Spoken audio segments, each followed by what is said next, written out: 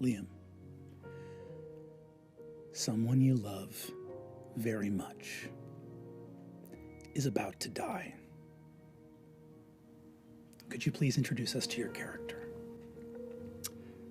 My name is Hallandil Fang. Hal. I am a older, dark-haired with streaks of white orc gentleman, dressed in fairly fine but not ostentatious clothing,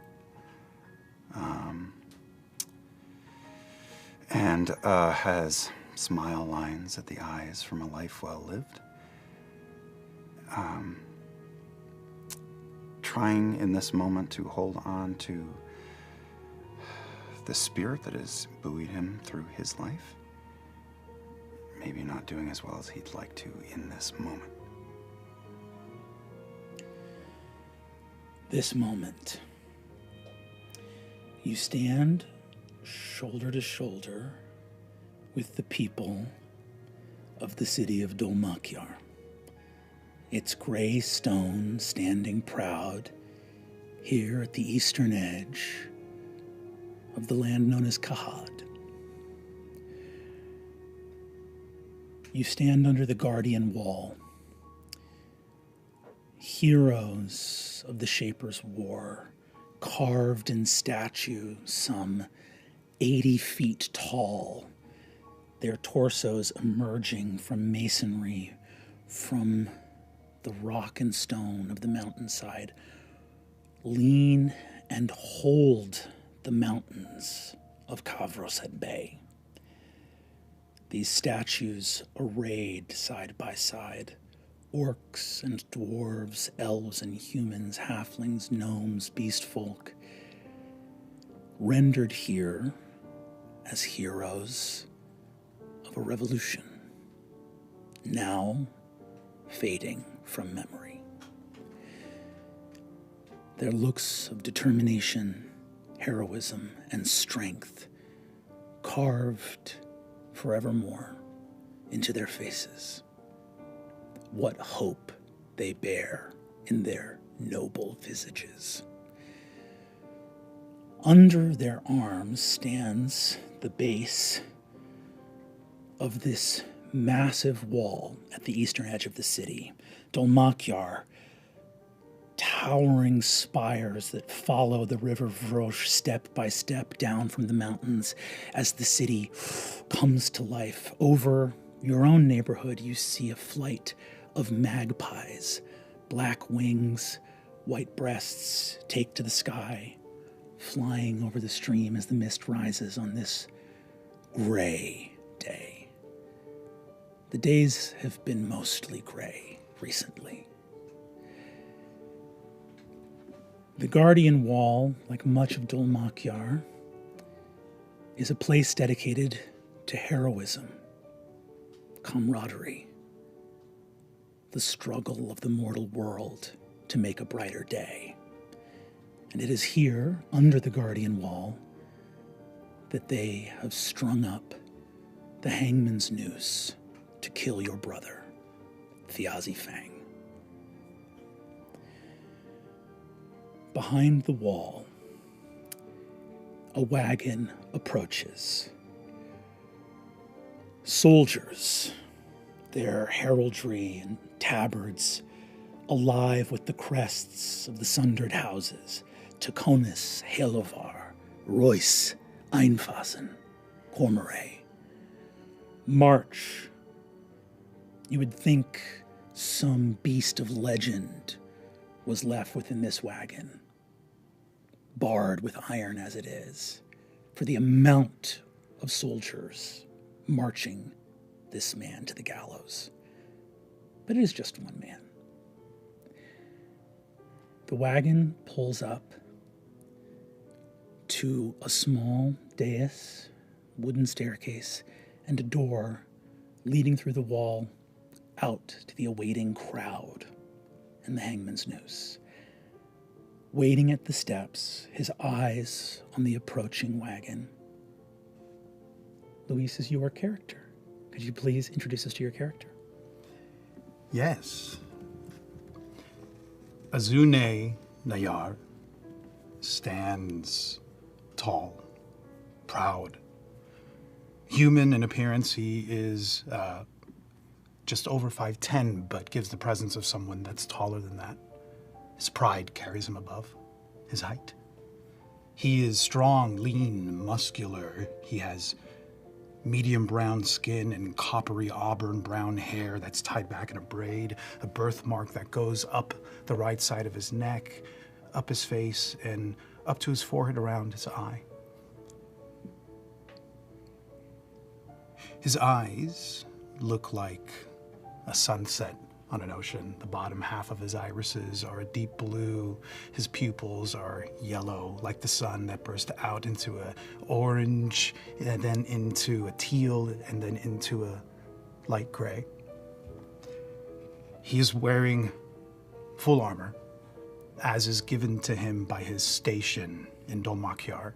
He is a member of the Revolutionary Guard, an arcane marshal specifically. And his arms are exposed.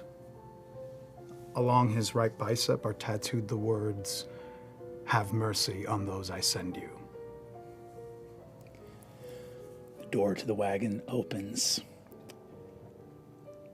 Soldiers of House Taconis retrieve a figure from inside the shadows, and a handsome orc smile across his fanged face, nice shiner indicating some degree of glibness or flippancy in the face of these guards, wearing his soiled coat and his old boots, his effects having been taken from him, is marched out in manacles.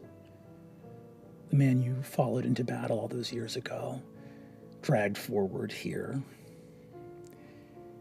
He looks up at you as he approaches. Not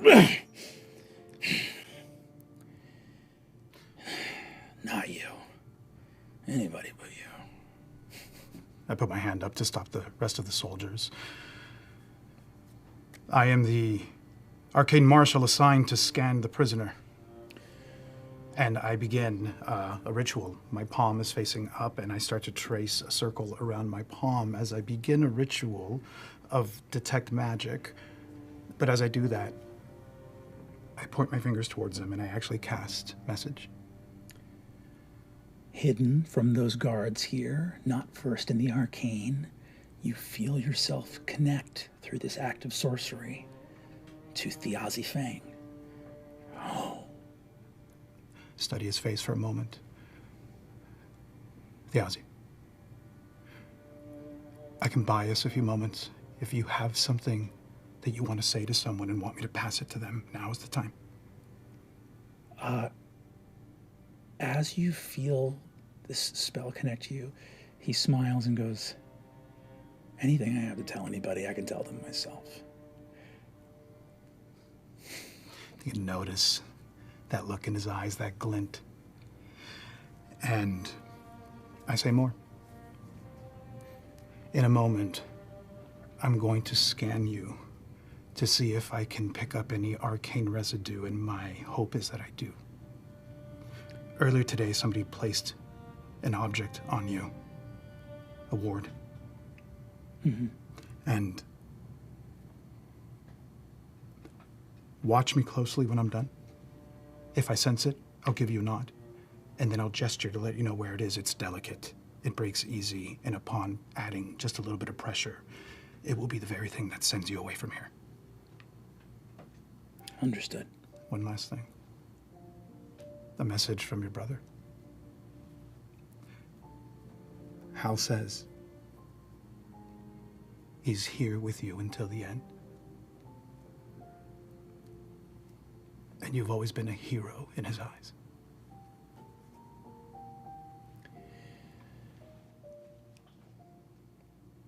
Well, that makes one of us.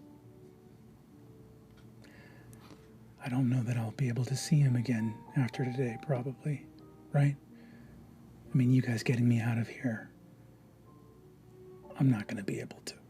Tiazi, you've lit many fires throughout your years, and they all still burn. And with that, instead of casting the ritual, I'm actually going to use a spell slot and cast Detect Magic in that moment. An updraft of wind moves up towards me, a pulse radiates out, and Detect Magic, scan him. A gleam of magic hidden in the back of his coat, quite near his manacled hands, registers to you. A little bit of conjuration, a little bit of illusion, just enough trickery for Thiazi Fang to make one last daring getaway. Good. I step back, I give him a nod, and I turn around and I put my hand on the small of my back so he can see me indicate where it is. He nods to you, and in that last moment of the message cantrip, he makes eye contact with you and says,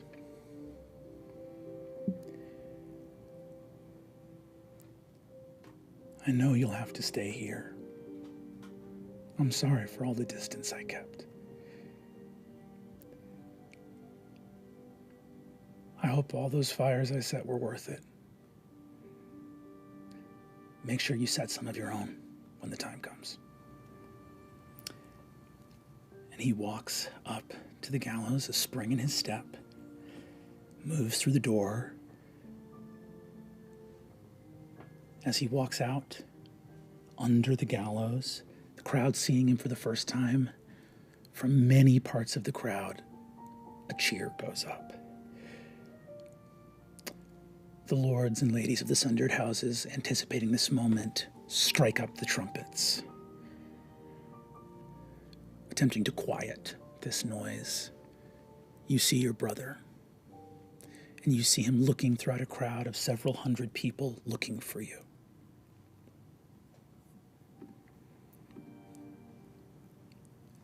Raise an arm to the air.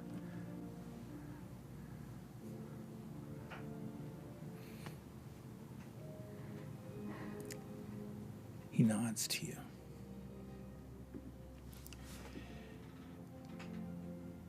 A herald of House Taconis steps forward. Herein, sentenced to death by the authority of the Chamber of Lords Advisory to the Revolutionary Council, is the traitor, arcanist, and murderer Thiazi Fang to be put to death. His crimes enumerated: befouling arcanism, theft, skullduggery, murder, and sedition against the beneficence of the city and its peoples. At this last accusation, a murmur moves through the crowd. Another voice stands, this one from an elderly woman dressed in white, the matriarch of House Halavar, scion of the Candescent Creed. Let the light shine, and let peace be restored to this blessed city and its heroic legacy.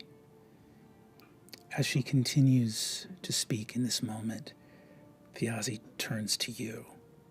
Hal. I think, anxiety rising in my gut. I'm severely tempted to dart my eyes around this open space looking for any hand to intervene, to see any result of all of the beseeching and deal-making I have been making behind the scenes for weeks. But I won't let my brother look at that if these are to be his final moments, so I hold his look, and for someone whose life has been all about words, I have none to give.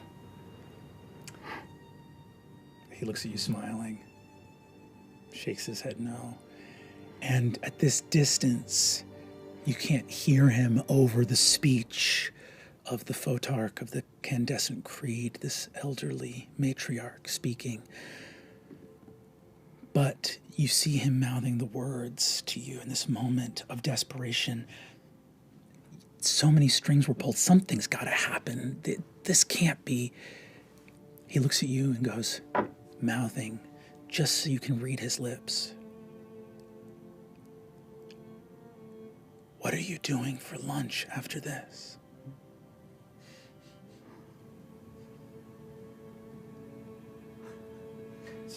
What, you didn't plan a funeral? Don't you like me at all? If I don't see you for a long time,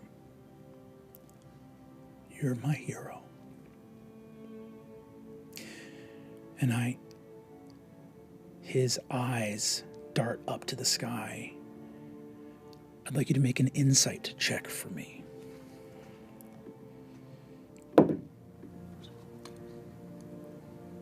Natural 20.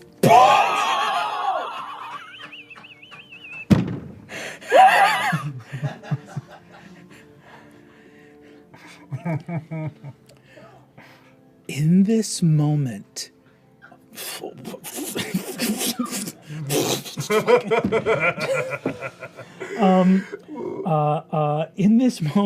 on a nat 20, you look and see his eyes, and I think your bardic magic swells, and you connect through him and can hear his voice. He looks up and you see reflected in his eyes, distant. You can't see it from where you are in the crowd looking up. All of the people of Dolmaki are gathered here in this place. Skyboxes filled with nobles looking out over balconies from the higher level near the shoulders of the mighty statues. You look and see, he sees something in the sky, and his face changes. There's panic. On a nat 20, the residue of Azune's message cantrip comes to you, and I will allow you to speak mentally to your brother in this moment on that nat 20 as he looks out and sees something and panics. He goes, no. He looks at you. You have to... Tell me what to do. Murray, you gotta help Murray. The Penteveral, you have to help her. There's paint waiting for you with Bolaire. I can't, you hear the voice from the dais say, have you any last words? The Azi Fang. He looks up, realizing that he can't speak telepathically to you while he's in this moment before they pull the lever. He looks out at you and goes, speaking to the crowd, the false authority that now condemns me to death will fall. I regret only that I will miss the glorious celebration when your calumny and destruction comes to an end. He looks to you and in his mind says, tell Thimble not to be scared. He looks out and says, I can still hear the falcons cry. The lever is pulled. In your mind, he says, tell her that the rope goes taut, snap. And what is to come after, we will discover in this first episode of Campaign 4 of Critical Role.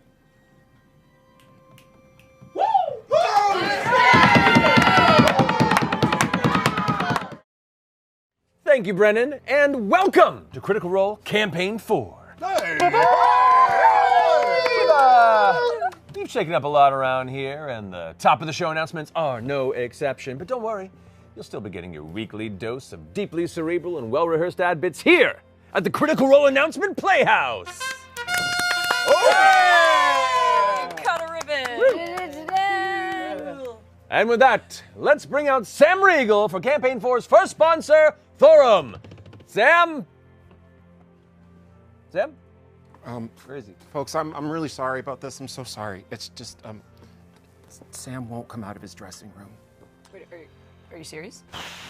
Really? Okay, come on. I'm sorry, I just didn't know what to do. Did you compliment his Emmys? Both of them, Okay, what about his teeth? every day. Did you let him know that Patty LaPone is in the building? I tried everything, Marisha. Okay, let me talk to him. Hey, Sammy. Samuel, it's time to do announcements. You gotta come out, bud. Go away! I don't wanna! Buddy, you're holding up everything. We gotta get to crew lunch, Just okay? do it without me!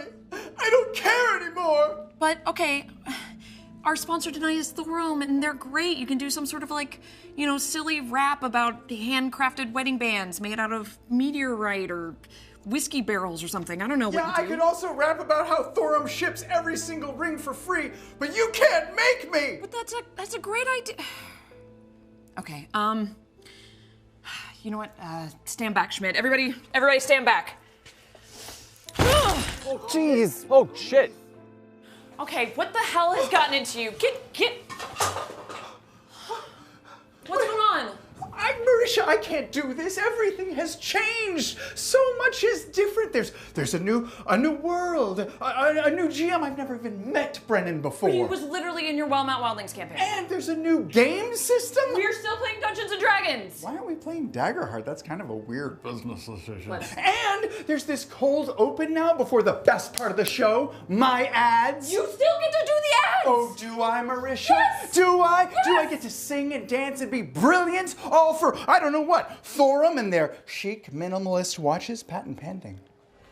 Yes! Well, I won't do it. Okay, look.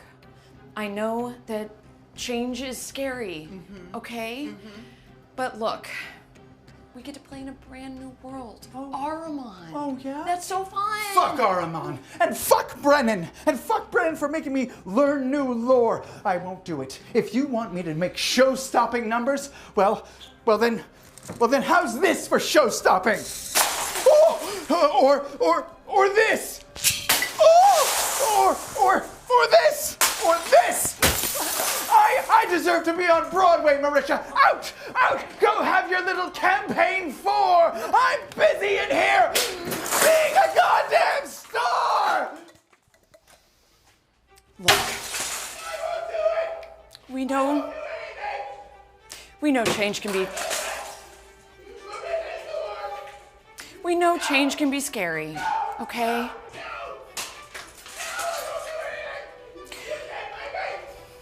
But something that can last for forever is a Thorum ring. You know, whether you need a wedding ring, whether you need an anniversary ring, or you just want a really dope-ass ring that looks cool, Thorum's got you covered, okay? You can go over to thorum.com and use code Critical Role to get 20% off. Matt, back to you.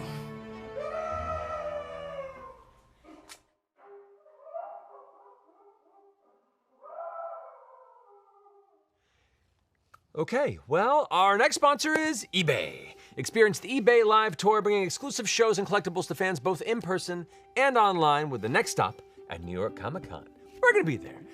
Leading the weekend lineup is Jim Lee, the Chief Creative Officer at DC Comics, have a lot of his comics, joining eBay Live for an unforgettable fan experience. You'll also get access to legendary streetwear designer Jeff Staples' personal comic collection, plus exclusive variant comics and appearances from top creators like Dan Pansonian and Ryan Otley. Other highlights include Marvel coins, Transformers comics, Thrilljoy figures, and vintage Pokemon packs. You can catch live sketches, tutorials, and epic fan moments, and don't miss these once-in-a-lifetime finds. If you can't make it in person, no problem. You can still join the fun by tuning into eBay Live from home. So head to ebay.com/eBay Live to see the full schedule and be part of the experience. And thanks to eBay for sponsoring this episode. Marisha, you're up. Hello to all watching this on Beacon right now, and remember that a Beacon membership is the best way to support all of us here at Critical Role and watch our content immediately with extra fantastic goodies. You get ad-free podcast versions of our shows piped directly into your favorite podcast app, moderated chat in Discord where we'll pop in to chat with you if you want, if we're available, exclusive fireside chats with our new cast coming up, and exclusive Critical Role cooldowns for each episode, where you get to see what we discuss immediately after the end of the show when all the juices are flowing. This month only, we have a special code to join or rejoin for 1 month free with code OVERTURE. Just visit bit.ly/C4Overture and it will auto-apply. And Laura? Hey, we're partnering with Shopify New York for the Critical Role Ties a Knot pop-up shop. I know. Join us in New York City from October 3rd through the 5th, where you'll step through the doors of Nicodranas' famous lavish chateau, bedecked in finery to honor the joyful, fabulous union of Jester Lavore and Forge Stone.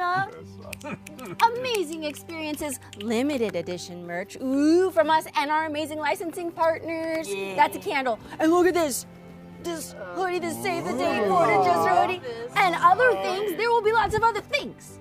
Don't miss it. Check it out at cribble.com/events and learn more. Sam is supposed to go next. Can we, is he ready? Is he still in his dressing room? Can we just film him there? Yeah, that's fine. All right. That'll be fine. Oh, hi, smiley day to you. And it's a smiley day to me too, because I wrote a book and it's officially available wherever books are sold in both hardcover and ebook. In Smiley Day, your favorite robot therapist Fresh Cut Grass dispenses well-meaning advice to the members of Bell's Hells and to himself. With FCG as your guide, you'll learn important gems of wisdom, such as truth is like engine oil. It might taste bitter, but you gotta drink it. Or do unto others as if you know what the word unto means. Smiley Day is illustrated by the incredibly talented Thornell Knight, and the cover is designed by Bones Leopard. Head to criticalrolebooks.com to learn more. And Smiley Day to you. Thanks, Sam. Critical Role Champion die sets. We have them for Grog, Percy, and Ezek. Okay, here, look, I'll pass them around. They're so pretty. These are based on our level 20 designs, okay? And the dice are designed by Leia Rondo. The illustrations on the packaging is by Lisa Frick. It's Liz Art. And the packaging design overall is by Elena Harris. Thank you. Thank you to all three fabulous artists. And these are so beautiful. These are cool. Oh, and they come, look. They come with a bag, too. I just rolled a natural 20. Holy shit! Holy fuck! Wait, what? Maybe I can get one too. These are yours. legitimately did. I got a 12. Alrighty, and that concludes our first Campaign 4 announcements from the Critical Role Announcement Playhouse. Yeah! And with that, welcome to Ahriman.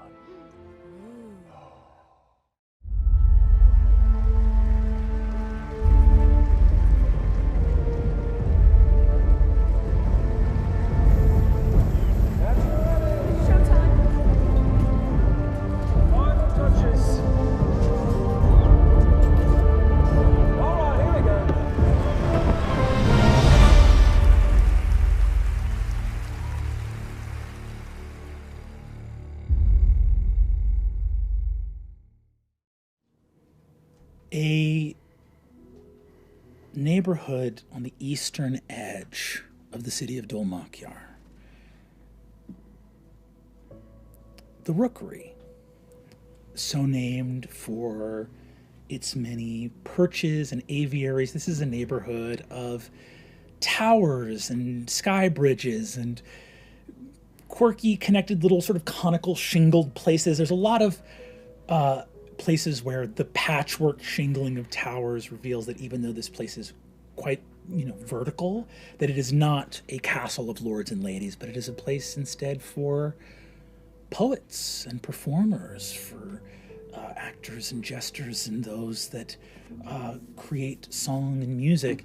The aviaries send magpies flying hither and yon throughout this place, and perhaps the only thing that would seem odd to a traveler would be the amount of rooftops that appear to have small collections of seats, all facing in the same direction, down towards the river Vrosh, where we see a stage gathered down in this neighborhood academy, this place where storytellers, singers, and bards of all kind have come to train for as long as anyone can remember.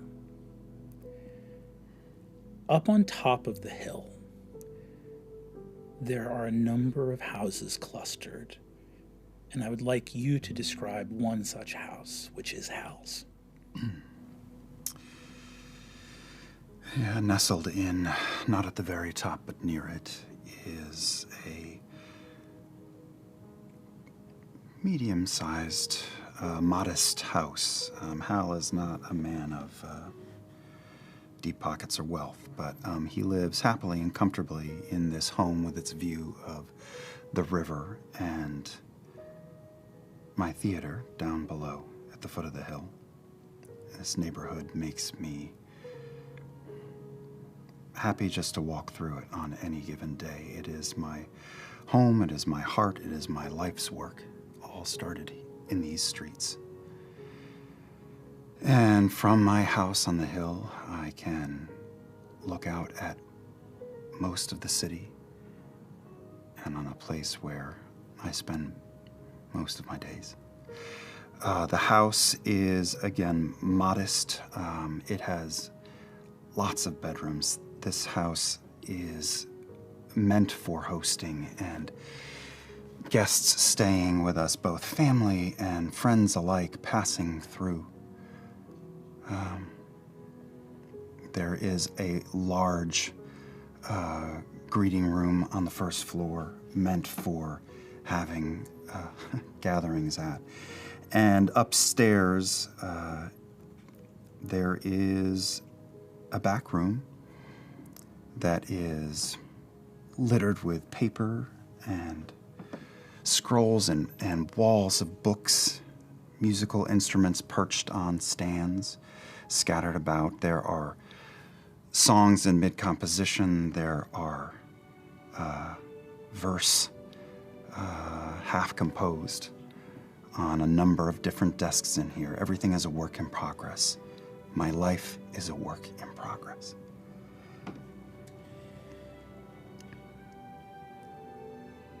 Stunned, moving through the home, you see with the outline of dried tears on her face is your young daughter, Shadia. You see Shadia wipes her nose and goes about the task of getting your home ready for the Farav, which is essentially a wake. It is, in Orcish custom, in Kahad, basically the day of a death, or as soon as possible, you begin the grieving process, and part of that is putting the body in a state of viewing where loved ones can come and pay their respects. Shadia has not had to say goodbye to anybody, and you can see absentmindedly is setting the table like for the many dinner parties and sort of large family dinners you have here. She's setting the table, and you know that table is where Thiazi is going to have to go. I place my hand on her wrist and gently let the plate down on the table. Come here. And I feel the way she does, but I just hug her and take a moment of quiet with her. I know.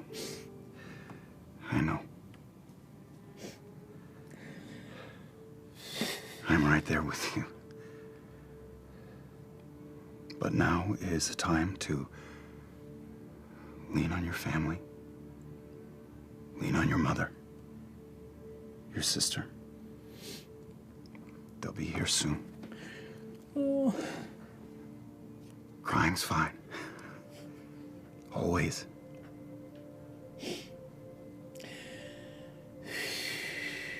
Hey. I love you. And he did too. And that's what we'll remember. I love you, Dad. I wish Aligar was here. I sent those birds to him, but he didn't. I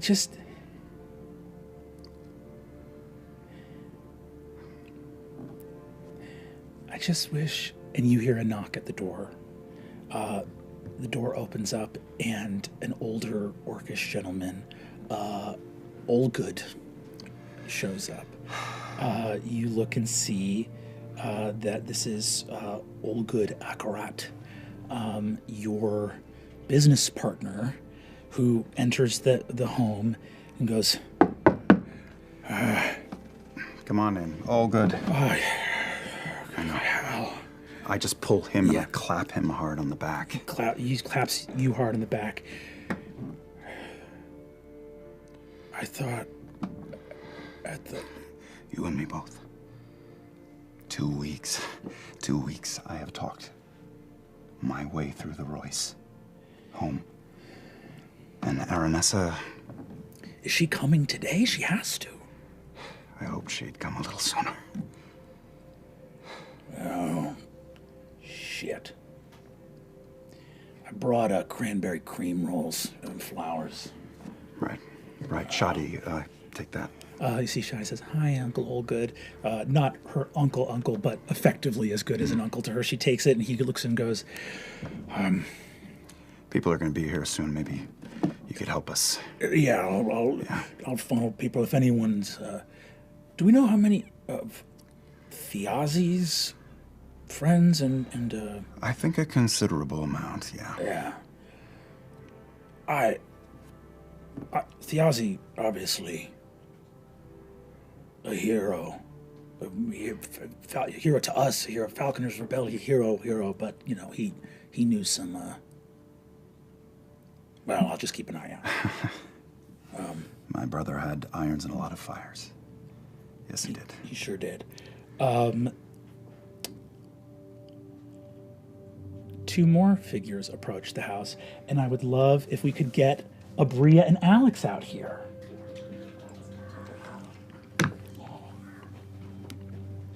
Welcome, Abria and Alex! Hello. Creepy. For the audience at home, there's so many people so close to where I am right now. We're being so quiet, actually. Trying so hard. We're doing so good. Outside of the Fang home, two figures walk up the cobblestone street, heading up the hill. Abria, would you please describe your character for us? Taisha is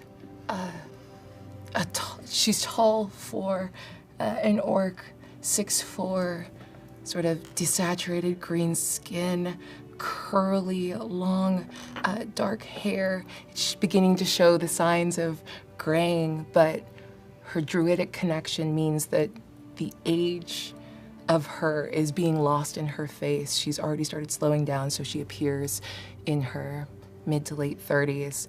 Her eyes, the scleras and pupils are black, but her irises are silver with like a ring of red, and on her hands, her fingers go red and black at the tip. She is Aloy, a family that means something in this city, and she wears those colors, blood and the soot and scale of smiths.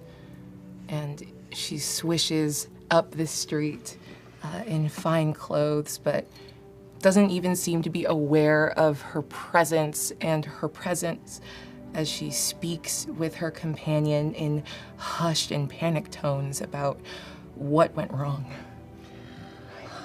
Who was supposed to... We just need to figure out what happened. He was supposed to be there. It was supposed to... I don't know. Alex, who do we see speaking in this moment? You see a small young man, about small in presence. He's about 5'11". Tiny. He is thin, with dark hair and light olive skin and bright green eyes, and wearing dark, noble clothing. that is clean but worn, and with an array of implements around his belt and a book strapped to his leg. And he is glassy-eyed. He is just staring and not blinking. And with him is a small, white and other colors fox. I don't know. That wasn't what was supposed to happen. Obviously, we need to speak with Azune and Thimble and... Thimble. Something. Are you okay? I'm fine. I've never done anything like this before. It's okay. Normally they go better than this. I'm gonna hazard to say that he heard conversation coming up the cobble streets and spotted them out the window, so by the time you arrive at the door, Hal is leaning against the frame, just smiling at you as you approach. I think that's the moment where all of the planning and that, like, frustration that can still feel purposeful ends at your face. Because it looks so much like your brothers and like our sons and our daughters. Well, you're a sight for sore eyes, and I just bury myself in her, and just drink in the familiar scent. And I think it's subtle, but you can feel Hal's frame kind of shudder just a little bit before he finally... She doesn't let you go right away. That first, like, the moment she feels you kind of pull back when propriety says, like, this is enough for an embrace, she pulls you a little tighter. And I'm actually going to cast enrichment on this spot. Awesome. For the next year. Plants in a half-mile radius from exactly right here will be a little more fruitful and a little more green. I place my hand on your cheek. I'm sorry. We were supposed to... I don't know what happened. We were supposed to get him out of the city and... Come on. Your daughter needs you. Walking into a home which there is no corner of that is unfamiliar to you, though you haven't seen it in quite some time. You see your daughter Shadia, this beautiful young orcish woman who, wears a sort of like a harlequin pattern to her breeches and is studying to be a performer like her father. Looks out and she goes, Jasmine. And as Jasmine grows along the outside of the windows, and she gives you an enormous hug. Hey, Mom. Hi, baby. Are you okay?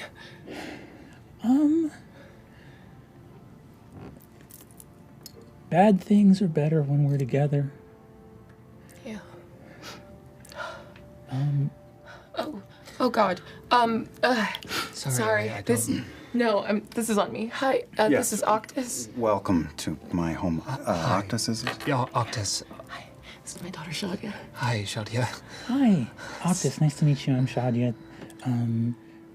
Are you helping with... Are you a member of the Old Path? And she sort of cocks an eyebrow. Very much not. I just a friend. Oh. I also knew him. I mean, everybody knew Uncle Thiazi, but you knew him like he was... He helped me when I was a child. He did that for me too. If you wanna, are you hungry? Do you want some food or drink? I can get something for We have more cold meats than we know what to do with. Please, I hope you'll help us chip away at it. Sure. Who's this? That's Pin, and the fox up onto my shoulder. The fox is mostly white, with one leg that is from a different fox, and eyes that are purple buttons. Oh, you see that Shadi looks over at you and goes like, I don't know why I thought he was a member of the Old Path. He's not a member of the Old Path. Definitely just like very low, like, don't even, I'll tell you later, don't. Pin, I think. And Pin disappears. Oh, you didn't have to. It's just, it's probably Shadi goes, ah! Sorry, I'll go get you a cranberry cream roll. And she walks away. Hey, that was pretty good. That was good. That was a good start. You're doing great. Take you by the elbow. Will you, are you staying? Oh God. Oh. And this is that moment where she just realized she wasn't supposed to be here. We should have been on the road out of town by now. Yeah, for a little bit, at least, if it's okay. Is it okay? Yes, your room's ready. Thank you. You hear the turning of wheels outside, approaching. Horse hooves and the noise of armor descending from the driver's seat of a wagon. Luis, can we have you come in?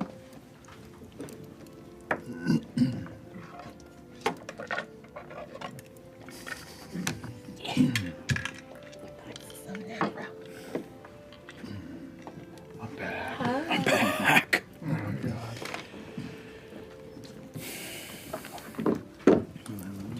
Two. I'll slide. So it's better. Yes. It's all here. Okay.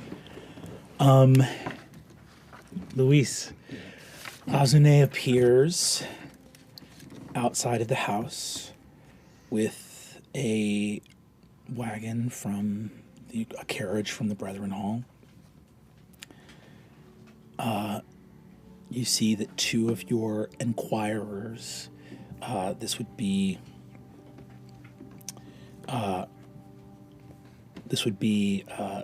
Horace and Grotto, open the doors at the back, revealing not a coffin, but a basically cushioned carrying surface with a body and a white sheet draped around and over it. I will make my way over to them and I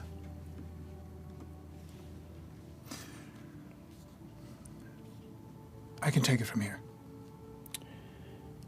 Of course, Lieutenant.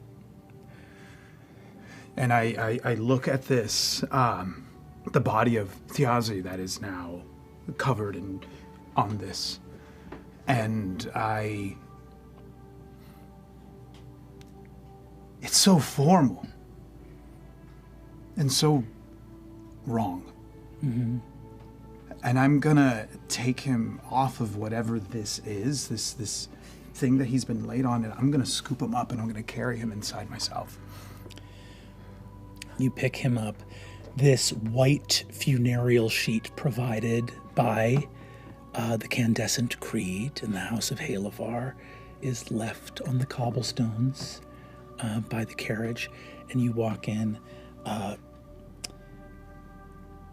think a moment from many years ago in the Falconers' Rebellion, where it was your head on his collarbone and him shouting, "Medic!" moving throughout as spells fired overhead and arrows flew through the sky. And you look down and see him. What do you see when you look down at Thiazi's face in this moment? I'm transported to this memory, and I remember as he was carrying me, I looked up at his face and how young and strong he was. The fighter that led us with such a cause that I knew was worth dying for, and now I look down at this man who has met an end that I never thought I would live to see. And I try to almost superimpose the fighter, the strong leader, that face that I remember, I try to superimpose that right onto the face that I see. That's lifeless. His eyes are a little open and they're glassy, and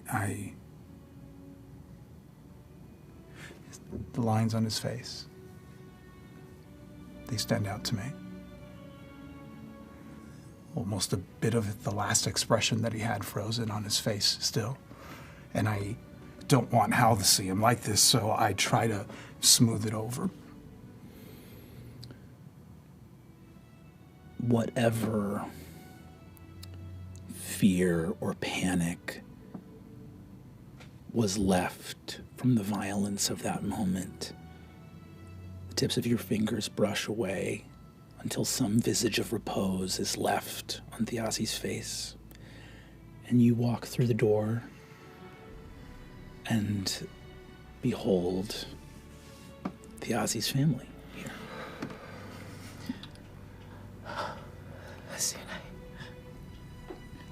Taisha. Hal, I'm so sorry. Where should I put him? Bring him inside. I'll guide Azune to off of. There's an alcove to this large area that I have family and friend gatherings on the first floor of the house, and there is, I don't know what the right word is. It's not a chaise, and there's no like backrest on it, but it is the length of a body, and oh, I wanted to say comforting, but there's no comfort for him. No, you can rest him here. I carefully carry Thiazi's body as instructed. Gently set him down. Taisha is pacing back and forth, and it's that mixture of she knows everything in her training and her beliefs is about the repose and return of death, but she just wants to question you. She knows that you are one of the links in the chain, and the desire to figure out what went wrong is warring with trying to maintain the peace and serenity of this. Taisha, you would know that there is some privacy in Hal's office upstairs as well. Like if there's a moment as people begin to arrive that you would want to move in that direction.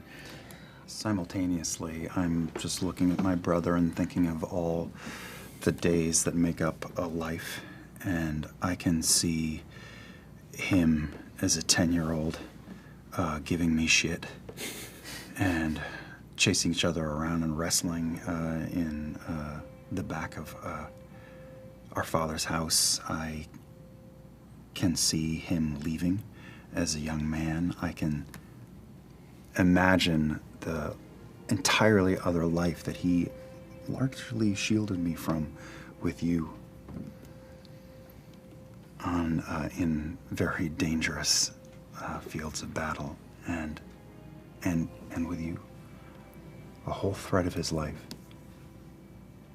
outside of my own. And then I look at the kids, our daughter, and I look at Octus, and I think He's just staring at the body. he's got his whole life, she's got her whole life ahead of them, full of days like the one that filled this man's life. And now he's gone. Octus walks up next to you and is still laser focused on the body and kind of crouches down and sits next to it and looks and goes, "Hi, it's been a long time. Sorry I didn't see you before you. You look good. Doesn't look too bad on you, actually. You seem to be retaining your color. I don't know, I just thought Thanks. You've studied many cadavers, but not one like this. Yeah. Shadia moves, puts a hand on her uncle's hand, and goes to prepare the table for the viewing. She starts to place candles on the table.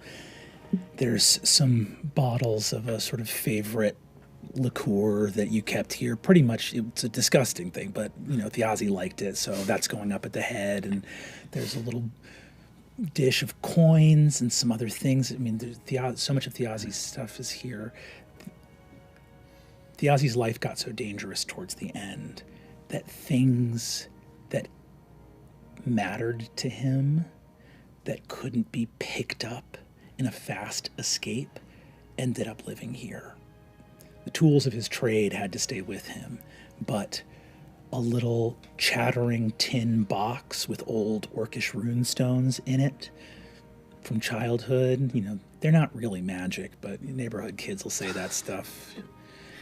That's still here. And a lifetime of adventure and mischief begins to gather on the table with space left when the time comes to move his body into this place of the beginning of this ritual.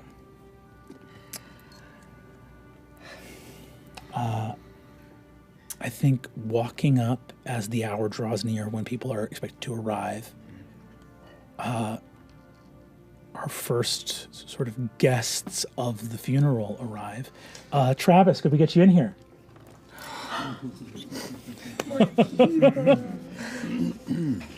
Travis is in this game.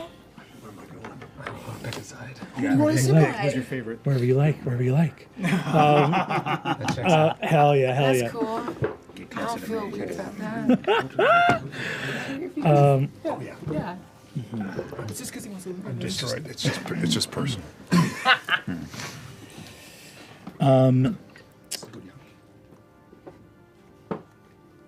Walking up a cobblestone street in a neighborhood of Dolmakyar called the Rookery is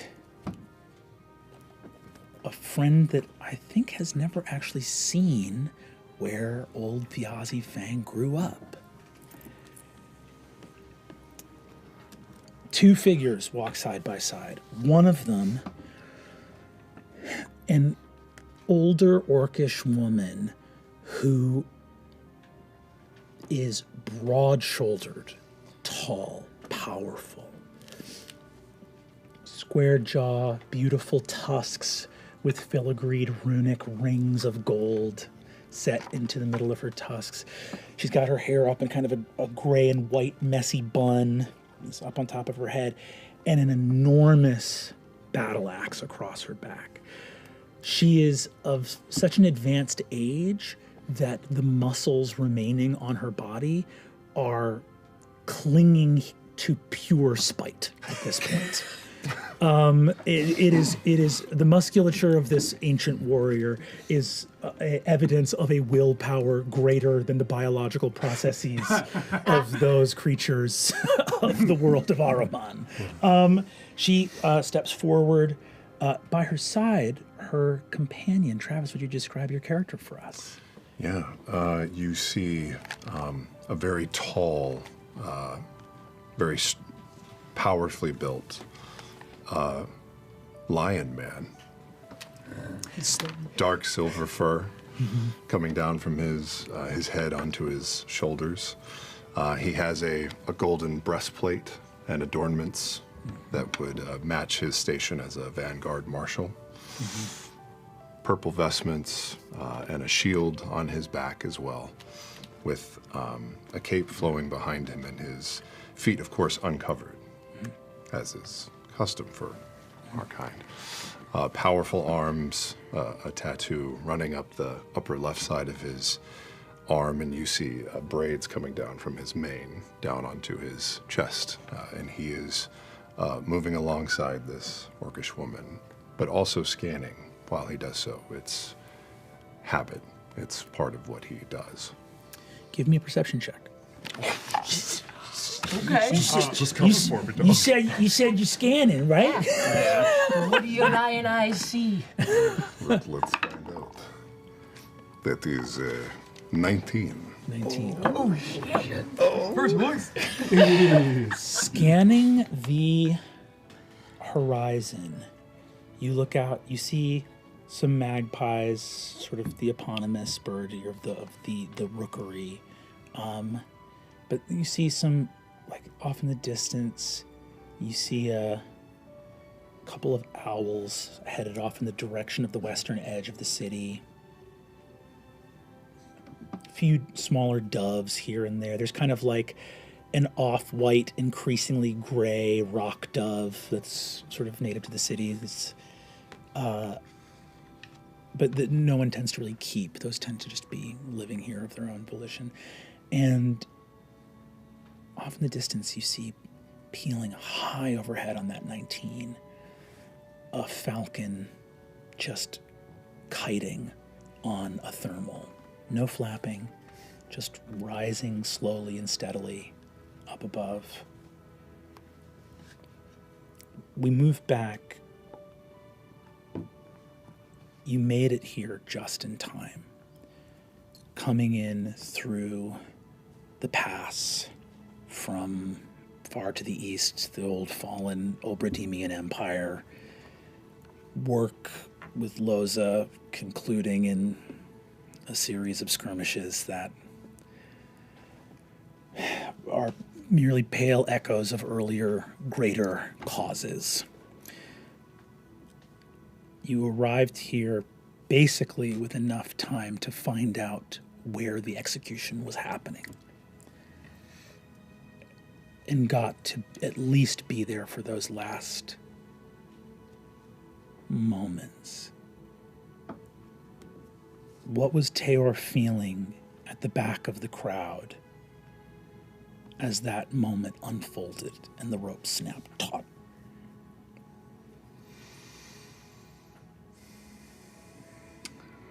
I think in that moment, it was about trying to understand what had come to pass that led up to this moment. Arriving in time was one thing, but this man deserved more fanfare, more people next to him, just more. And as we arrived and we noticed a mixed bag of reactions. There was certainly the celebration, the trumpets, all the sound and the show of celebration, justice being done. But the faces that we saw, if you looked closer, there was remorse, there was sadness, there was confusion. And that's where Teor feels. That's what he's feeling now. How did this man that has done so much for so many, far beyond himself, how did he meet an end like this?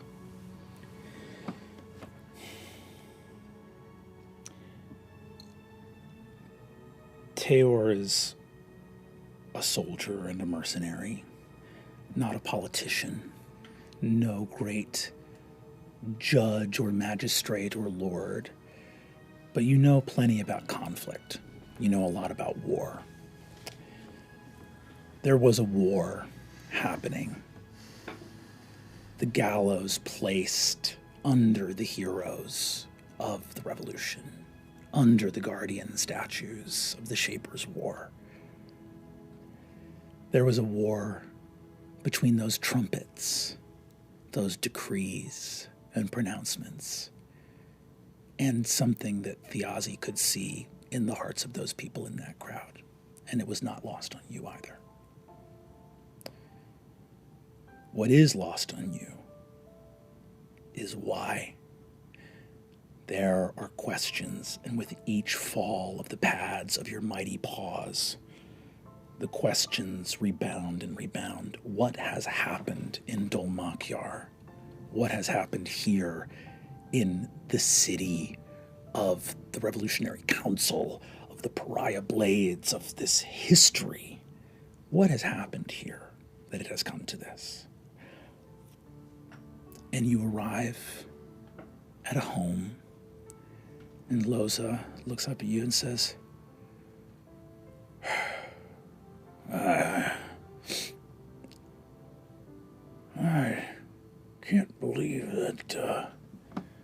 that crazy bastard grew up here in like a poet's house?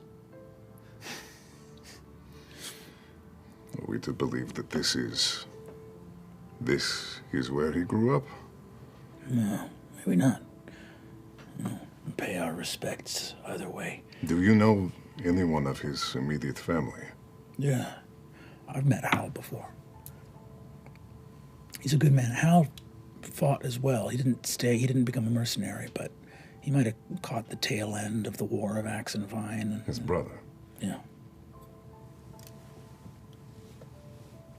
If I can hear speaking on the far side of the door in tones that are not immediate family, but still fundamentally like low and kind, the jasmine growing up, like I will force it to bloom a little more and like give it scent off a little more. Welcome.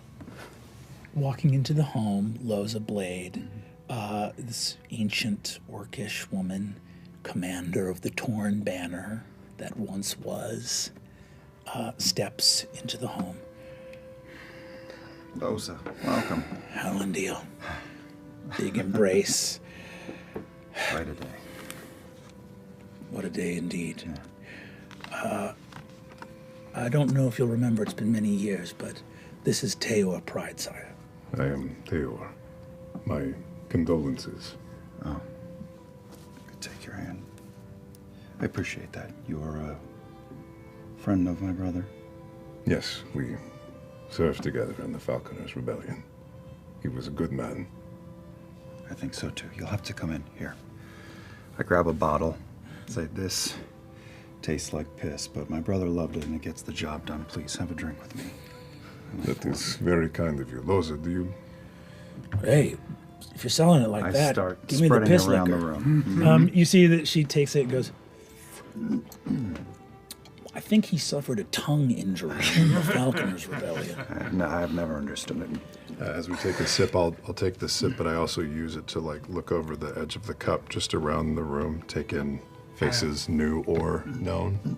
As our eyes meet, I just go, oh. Just never having seen anyone like you before. Just what's else, God. Nope, you're doing great. You're in it now. Can you pour him like a half of one? Sure. I can do a whole one. I'll go over. I'm sorry if my presence is. I'm Teor Pridesire. It is nice to meet you. Octus, nice to meet you. Octus. And Taisha. Taisha. It's fine. Pleasure. That's me. I'm just. We'll call this one 3/4. Compromise. Give me a history check, Teor, and you can get the help action from Loza as she leans over. Yes, please. Oh, history. I know what that means. Call it a difficulty of 15. Be so smart. Oh, nope. 9. Yeah, you see a young, this young kid looks like some sort of academic. Takes a sip of this. I'm just gonna very quickly just grab that. You could tell him to nurse that. That's cool. perhaps. That's fine. It's definitely Malort in my mind. Definitely Malort. We'll go along with it. So fine. Dolmacary, Chicago, this is Malort. The pain's the point. It's horrible. Thiazi, now that guests are arriving, moved within the circle of relics and belongings there. And you see Loza nods to you and says, I'll go and pay my respects. And you see goes up with a traditional sort of whispered, orcish, custom under the old path. She leans up, looks at you and goes, Taisha, it's been a long time. How are you? It's good to see And using the excuse to put that down because that is fucking terrible. Go and give her a big hug. you go give her a big You hug. look so old. How are you alive? How am I alive? Yeah. Who would kill me? Not death itself. Fair. Too mean. She looks over and goes, thank you for the jasmine.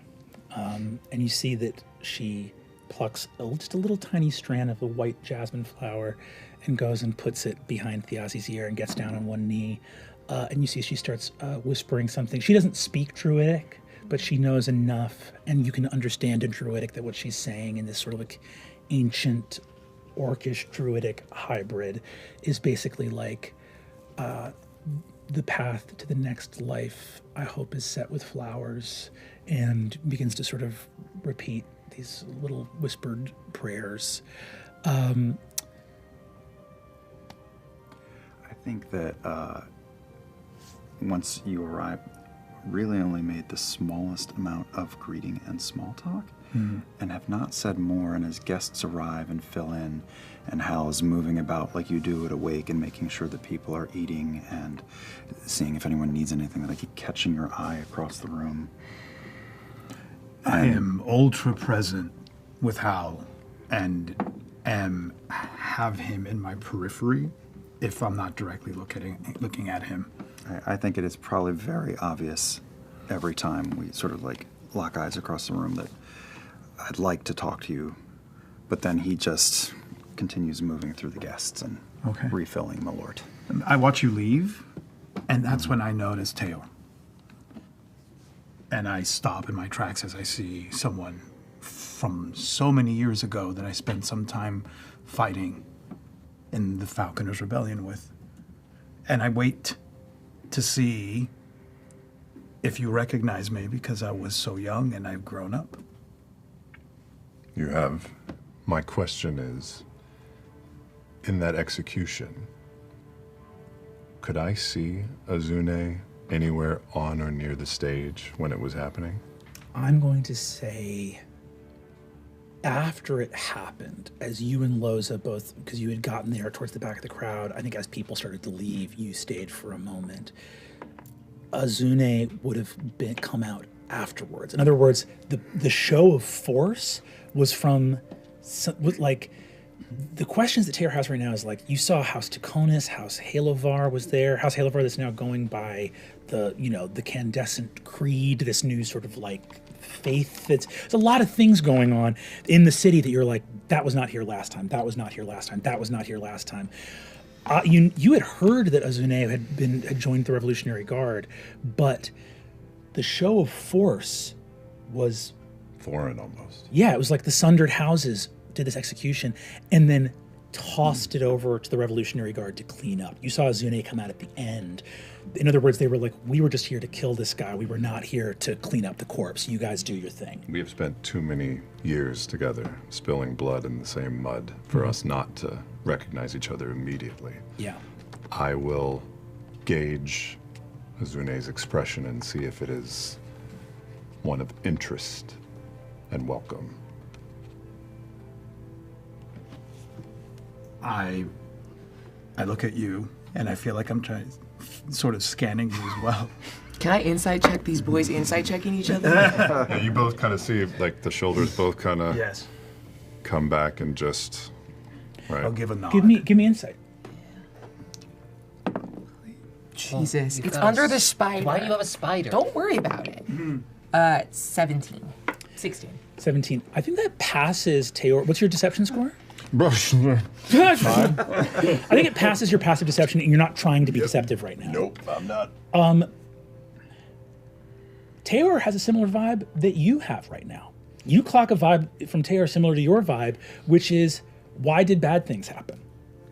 I think that's the turning point. She wanted to, like, pull you away to speak to you. If you are already, like, moving in the same way, I think the sort of which side of the fence she will fall on resolves itself, and she'll leave you two to it. And I'm gonna go stand behind Loza and, like, sort of hands on her shoulders, begin, like, matching her cadence and harmonizing with her druidic, and take over these rites and step away from the, like, family and people of this and do what I was made and called to do. You speak words of comfort and purpose that flow from the very heart of this world. Loza, hearing a druid of the old path speak this, is able to break into just speaking Orcish again. And she just looks out, surrounded by your spiritual embrace of this moment, and go,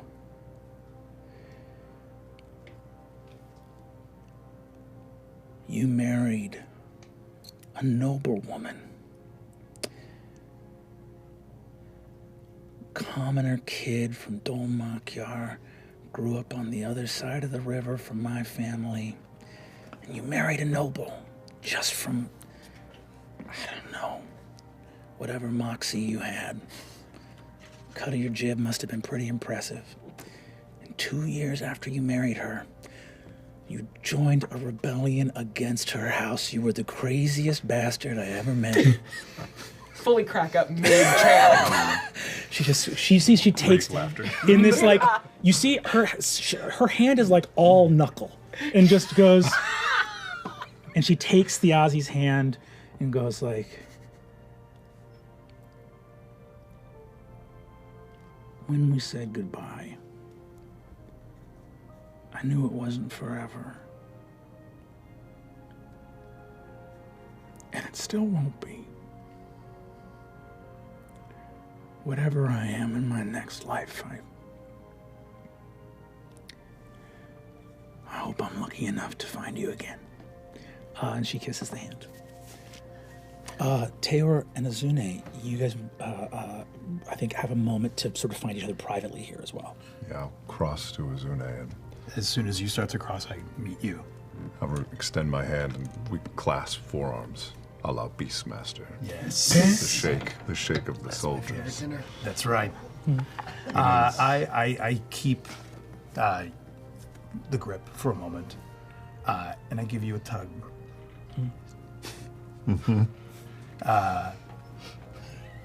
It's been a long time. It is good to see you. You're welcome here, Tara. Thank you. You have gotten taller and a little lither as well.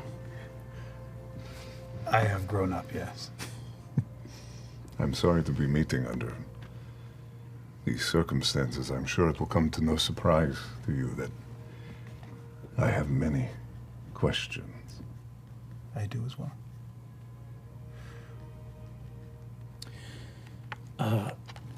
At this moment, a carriage arrives outside. Sam and Whitney, can I get you guys in at the table?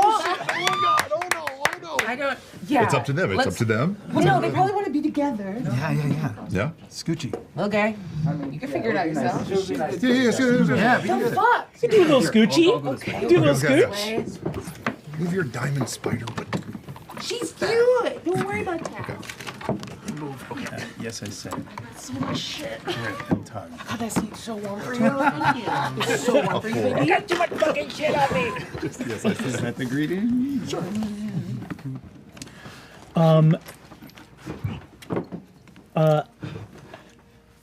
Sam and Whitney.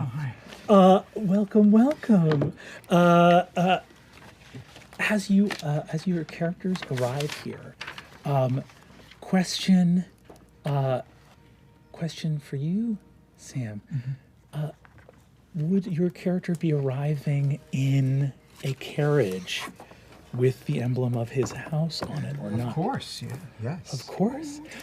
Arriving here to the funeral, all of you see a carriage moving along the street and turn to see the symbol of the Candescent Creed. Shit.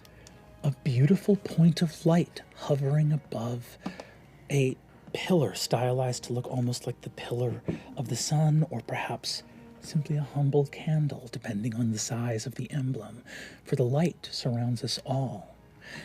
Within that carriage, being driven by a carriage driver and a guard placed sort of beside them to the right of the driver, but in the carriage there are only two figures. And I would like for Sam, for you to describe your character for us. Well, sitting in the back of the carriage is a tall man, 5'11". Impossible. Wild. Tallness is in the mind. He's a very beautiful young man, maybe 28 or 30 years old. He has light teal and white hair with teal and white robes. I think the most distinguishing characteristic about him would be the pearlescent, shimmering face markings that he has, tattoos all over about half of his face. They seem to shimmer with the light that they make on their own.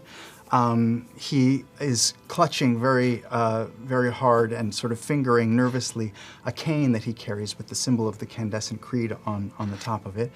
And he's got a lot of sweat on his upper brow right now, sort of rocking back and forth.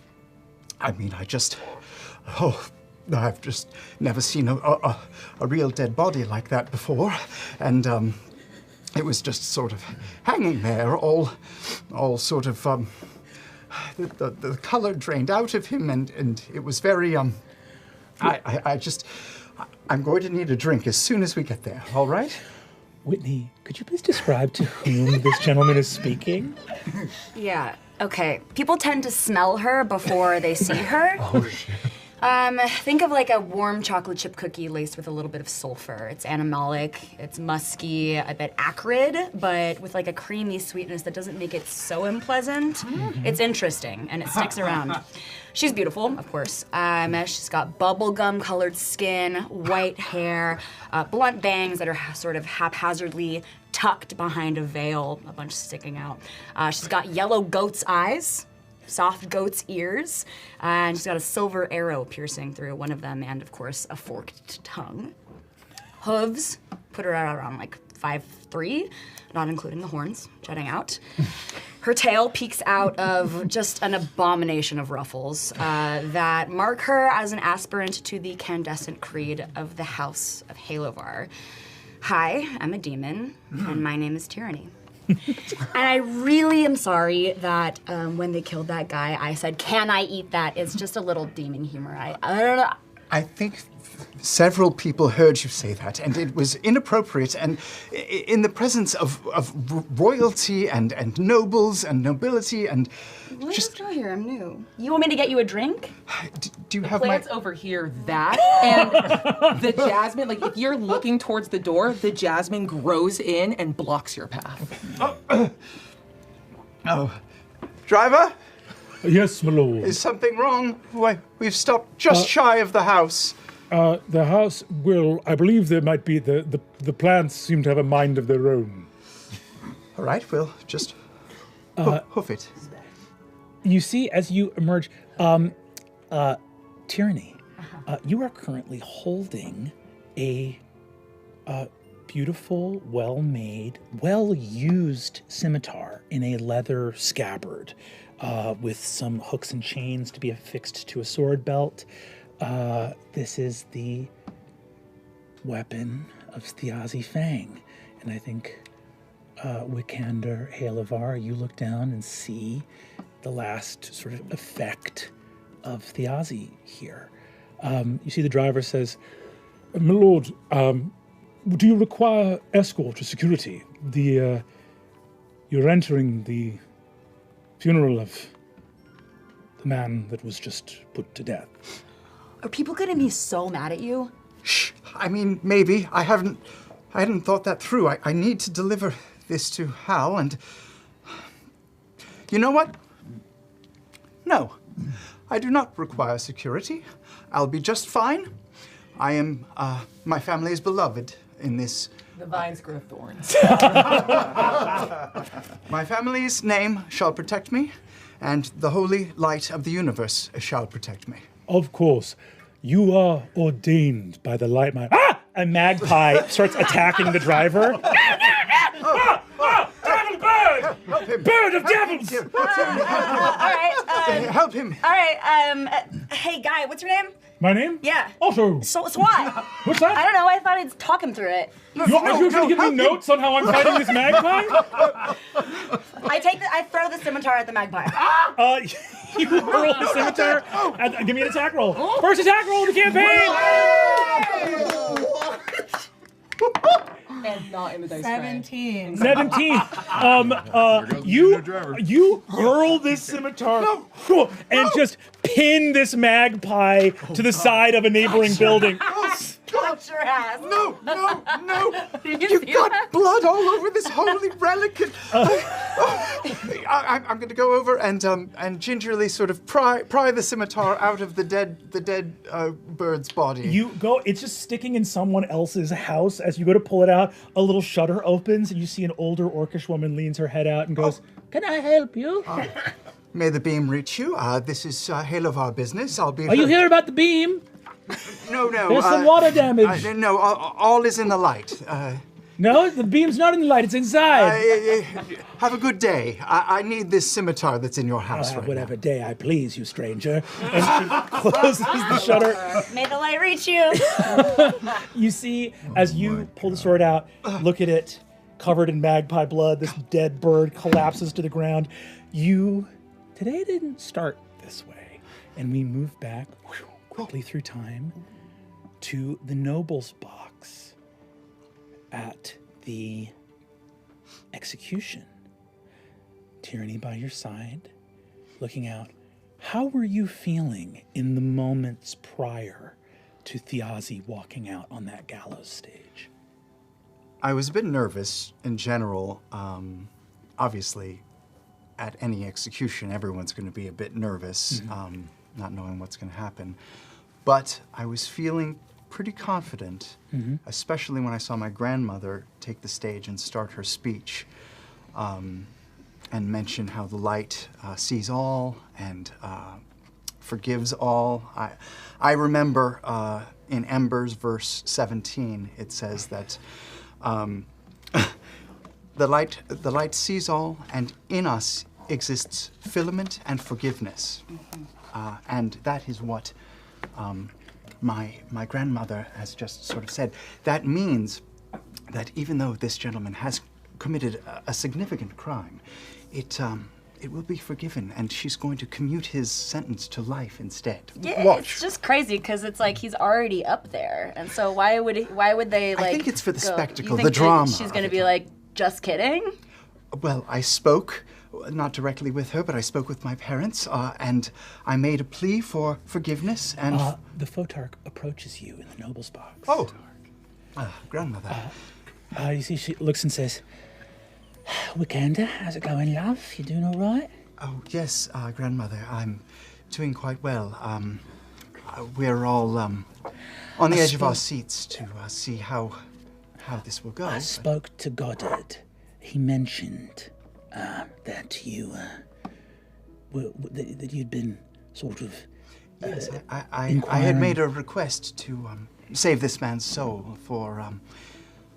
Obviously, any soul can find the light. Take Tyranny here, for instance. Once from the shadows, now finding the light. Little Tyranny. Oh, you see she pinches your cheek. Oh, lovely. You look over and see your father and mother. Your father, this enormous, powerful man who also has like white hair, sort of white beard, long ponytail with a white ribbon tied around it. You see that his back, he's sort of like there's something, as large and powerful as he is, he has some kind of like almost like a spinal curvature. So his back gets really big behind him. And the only piece of black on him is a black blindfold that he wears in perpetuity. He steps out. You see next to him, Tyranny, you see one of your siblings, the aspirant Enmity, who turns over. This is sort of a deep speckled red and black. You see there's almost like lava congealing into stone, but wearing a sort of white candescent, almost like priestly garb. Unlike your horns that sort of go straight up, these like sort of curl ram-like around. You see Enmity turns over to you and says, "Sister, do you attend to your ward?" Yeah. Yeah, I am. I mean, what? He's right here. Ask him. You are so immediately hostile. It's really good to see you. Tyranny has been making leaps and bounds in her progress, I'm pleased to say. She has only dimmed a few times this week. She cursed a few times. Yeah, I'm so fucking bright. That's a few too many. You see, Amity looks over and says, "To use profane language when we, cursed of demon kind, have been saved by the light." Oh my God. Diminishes the status of the creed. Well, I just got here, so, you know. I also just got here and I'm doing great. Where's your guy, all right? Like, go. He's right behind me. You see gestures. It's also not a contest. Everyone at their own pace. Why not? Sorry, yelling dims the light. You see, he turns around, and you see your spark bright. You see your grandmother sort of touches the bridge of her nose and says, "God, were the demons a big mistake?" No. They are a testament to the power of the light. No more cursing, lovey. Sorry. Oh, Sorry, Mommy. Grandmommy. Sorry. And you see, she turns to you and says, I heard you mentioned that this man's brother is a sort of beloved figure. Is this the lad that we just gave the theatre to, the big one? Yes, it is. Hal, he's opening a theatre. He is beloved by all, and it is a fine way to carry our message to the masses. If he were to perform a play at his theatre that talked about the Candescent Creed in a good light, it could tell our message to a new audience. You are doing so well here, little Wiki. You're doing amazing. Thank you. And the city, this is the exact kind of survey. You know, we've had a basis for, there are many plans of ours that are unfolding here in Dolmakyard, but we haven't cracked the nut of the creed really spreading. This is the seat of the revolution, after all, but...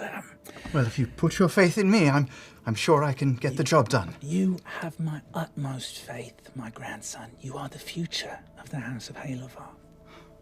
He's got to die. I'm sorry? He's dying. No. We'll talk more later. Wait, what? She turns out as the... No, but that's not what we discussed. Your father, her son, puts a massive hand on your shoulder, and his voice kind of reverberates in your chest. I'm sorry, my son. It must be so. There are important lessons you will learn in the nights and days to come. And you see that he turns out, as your grandmother gets up, hearing the sort of herald speak, and you see she goes, fucking robes, dress, gets up and goes, and begins to speak as a cantrip sort of projects her voice and goes, people of Dolmakyard. And her voice completely changes. You are outside the home of Hal Fang. I remember when she called you Wiki? Can I call you that? You may not call me Wiki. The proper term is your radiance, or bearer of the filament. Right. Wickander, Wick. I prefer Wick, I think. No, we'll do your radiance. That is the proper terminology, yes. I gently wipe the blade on my hand, but now I've got blood on my hand, and... Do you mind?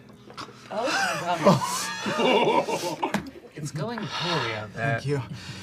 I'm in here praying, and I can see through the plants, and I want to kill them. I'm just outside the house. Yeah, we're about to go in.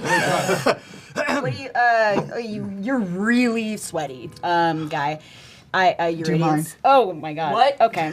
I take my robe and I shouldn't have. I saw that coming. You want a drink? What kind of drink do you want?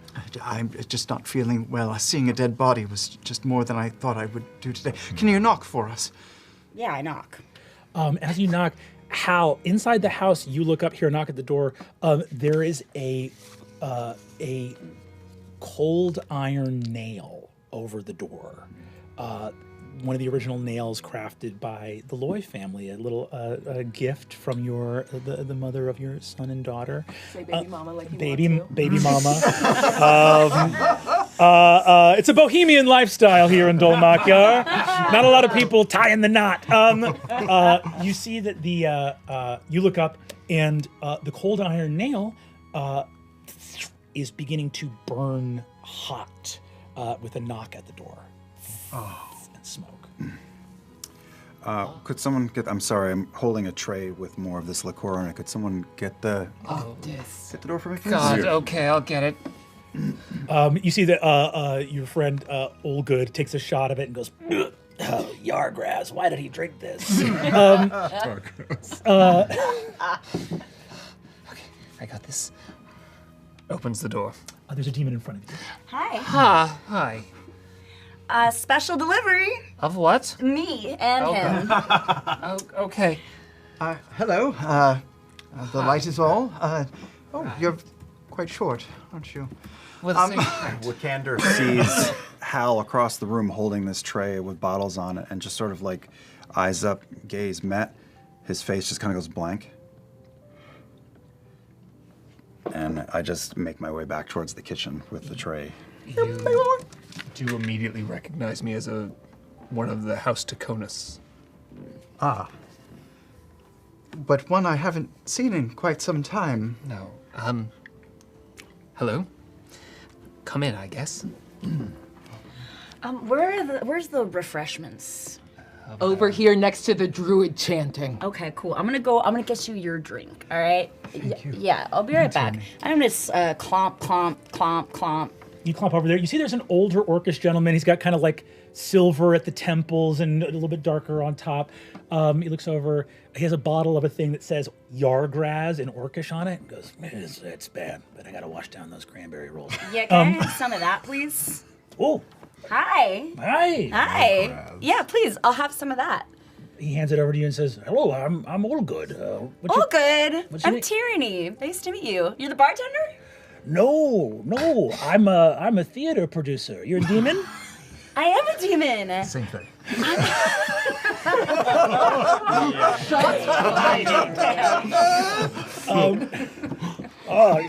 Have the bottle, by all means. Thank you. I'll bring it back. I think that I know your theater company, but we'll talk later, I'm sure. Thank you. You're so sweet. Oh, that's very kind. You're very. It's a pleasure to meet you. Thank you. If you ever are looking to get into theater, you'd be a great ingenue. If you ever want to audition or anything like that. God, people love me. It's so cool. All right, I take this bottle, and I'm gonna. You just knock it back yourself? Mm-hmm. Give me a Constitution saving throw. 18 plus 4. You put the whole thing away. You see Olga goes, amazing. You shouldn't be able to survive that. Fuck, I forgot I'm supposed to get some for my friend. Do you have any more? Of this stuff? Yeah, or just any, like, do you have any, like, really gross stuff? Because that was good. That was the really gross stuff. Okay, do you have any potions? Potions? What is happening? No, not at all. Can I make, like, a suicide? What? With, like, a bunch. Oh, Like, yes. you know. I know. You want to go in the kitchen and make your own drink? Yeah. Well, I have no way to stop this. Come on, we're pals, right? I don't feel safe. Yes, we're pals. Okay, cool. I'm gonna do that. Do I have, just saying that gives you some power over me? I feel it. I mean, I feel something. I'm feeling something. Are you? What's Or is that the drink? I don't know. You drank 3/4 of a bottle of Yargraz in less than 10 seconds. The most frightening thing I've ever seen. That's so cool. All right, I'm gonna go to the kitchen. I lean over to Zuna and I go, I'm going to need you to explain who these people are. I unfortunately don't know who, at least those two that have recently come in. I don't know them well. Understood. I think at this moment, Wick, you enter Tyranny. You go to the kitchen with Olgood to make a suicide. You go back in. You see that there's a young orcish girl in there who's like, "This is my home." Hi. Hi. We're out of refreshments. I'm so sorry to bother you. Can we make a little cocktail here? Yes, there should be bottles. There should be bottles out on the table. But do you want like like our spices from our kitchen where we live? I'm not really sure. I've never been to a funeral before. I'm not really sure it's appropriate, but You see, Olga is going to make an insight check. Are you trying to be honest in this moment? Oh, yeah. Always. See, Olga goes, and suddenly realizes that you're like brand new in the realm, you know, and looks over and goes like, oh, you never been to a funeral before? Mm-mm. Oh. This one's lit. He looks around and goes, essentially, well, let me see if I can give you. Do you want a little guide list of some pointers of what to do? Absolutely. Great. So this is because this funeral is in someone's home. We're not going to raid their kitchen. But what we can do is see what they've put out and mix that. I don't want to do that, but... Well, and here's something funny that I'm learning about you. Something we do here in the realm of mortals is sometimes do things that we don't want. Why? And sometimes, and actually maybe even more critical, not do things we do want. That's weird. I'm going to start grabbing things from the shelves. The moment I hear that, I'm double tapping, trading off with the orc, and I'm peeking around the corner. Hi, can I help you? Hi, yeah. You were looking for alcohol? Yeah. Come with me. Okay. Thanks. You see, Shadi looks at you and says, I got you, baby girl. Hi. Hi, I'm Tyranny. Hi, I'm Taisha. Don't go back in that kitchen. What do you need? Oh, I don't know. I just need, my friend wanted a drink and I told him I'd get him something, but he didn't specify what. So whatever weird, honestly, like, the grosser the better. I don't really like this guy. Wikander, you are right behind Tyranny, holding Thiazi's sword as she says that. We're going to cut over to Azune and Teor as you guys have your sort of private interaction. I don't know if Octus would be around for that or not. I think with Taisha leaving the room, I'm just standing there, not really knowing what to do with myself, just kind of fidgeting. And Wick, you absolutely see this kid. He's not he's not in your circles. You haven't seen him in years, probably. Last time you saw him, he was a kid, but he is like, I don't know, like umpteenth in line for the seat of House Taconis, absolutely. Azune and Teor, you guys get a little ways away.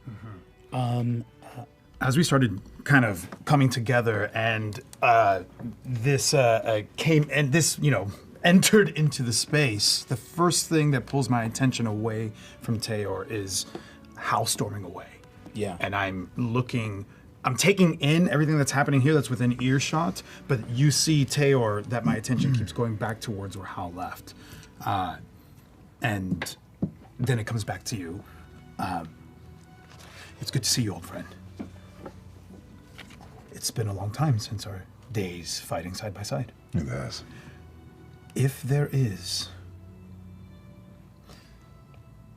anything that you're up to tonight, let me know. I want a part of it. Understood. What kinds of questions did you say that you had? I would start with all of them.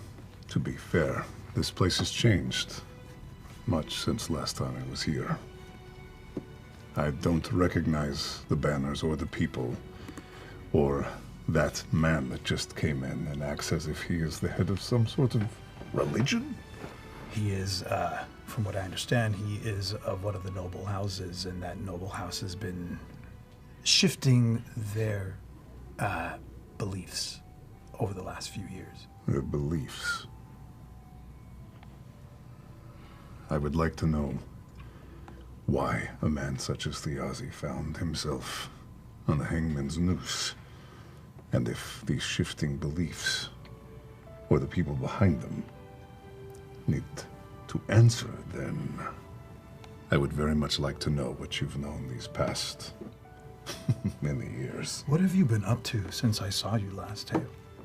Have you stayed out there fighting? No, we have stayed out of Dolmarkyar. Loza Blade and I have been helping others from the Torn Manor.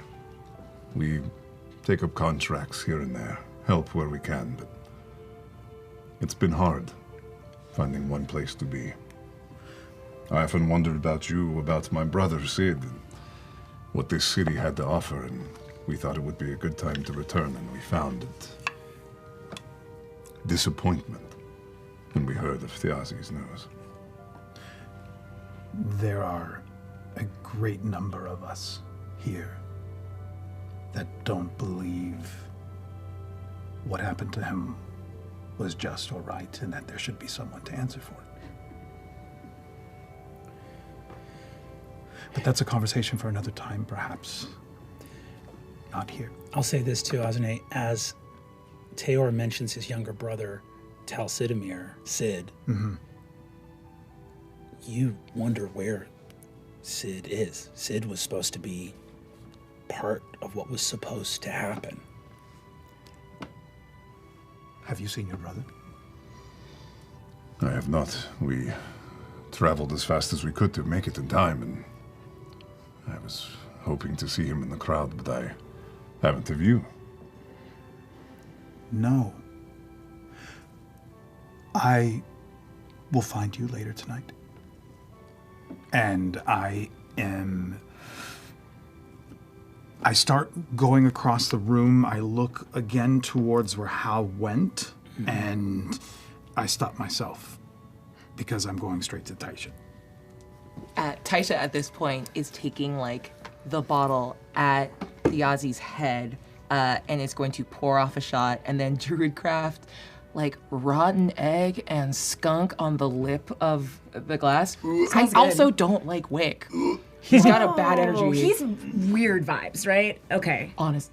What's your whole thing? We've turned a corner in the last 30 seconds. Yeah. I take the first shot.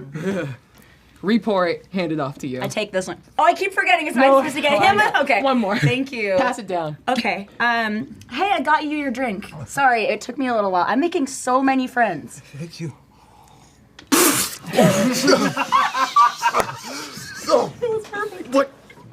What did you give me? Is that alcohol? What? It's called the oops, we did it. Oh no.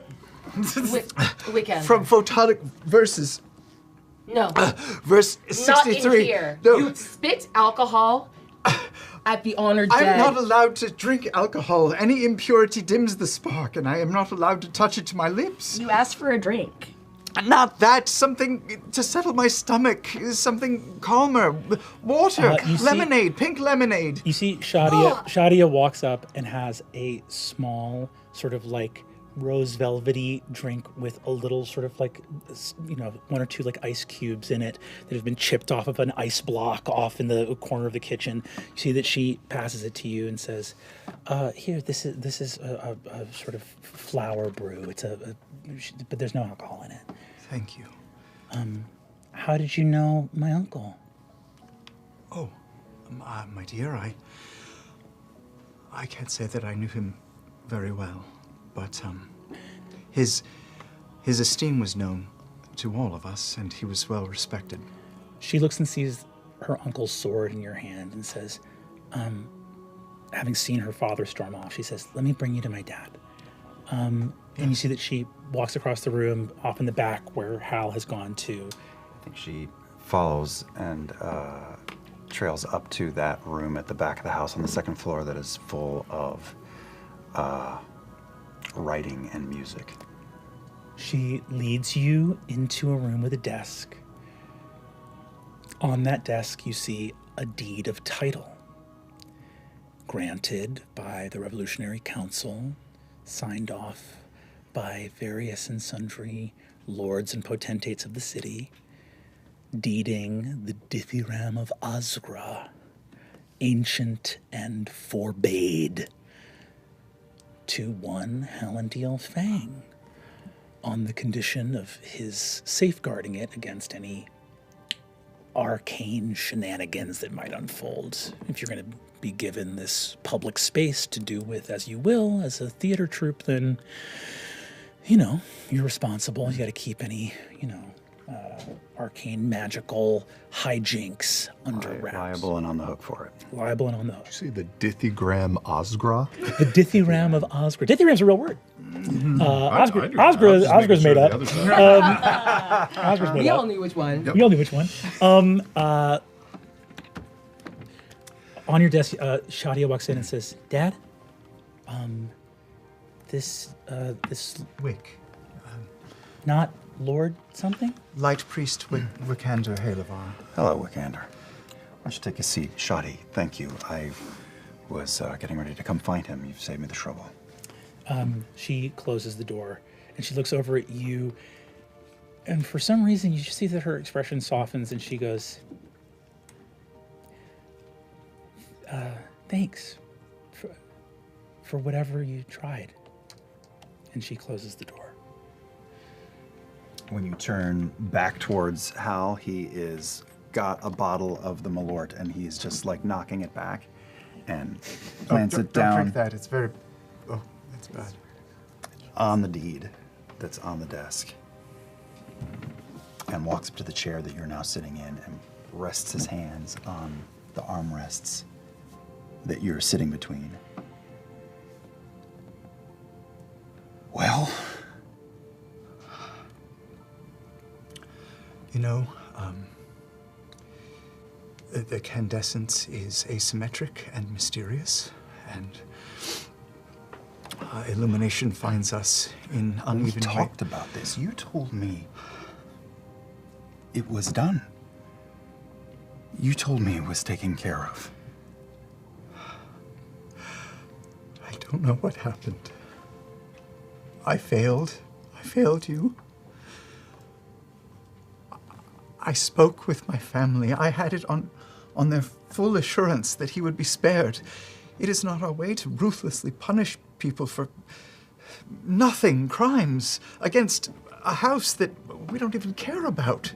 The Taconis house is whatever. They can... Help me understand. Why, Wikander? Why? Hal, if they didn't care, if your family didn't need him, want him, care about him, if it meant nothing. I don't know. I don't know, and I don't know who to ask. I could have sworn that he would be spared because that would be a great boon for our family's name across the city.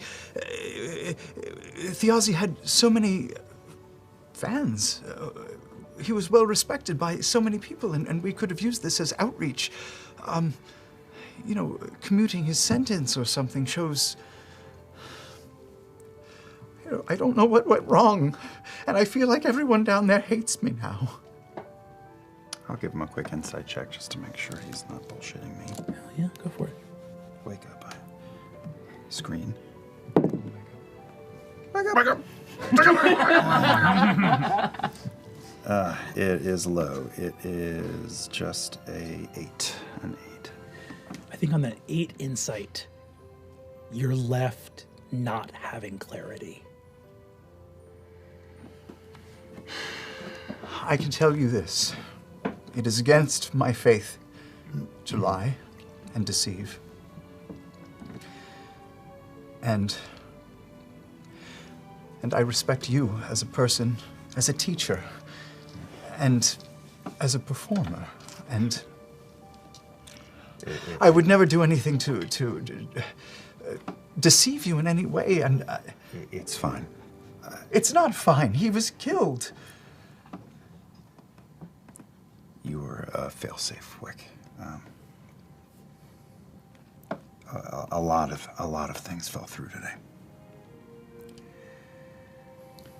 I'm so sorry about your brother. Loss is unknowable, but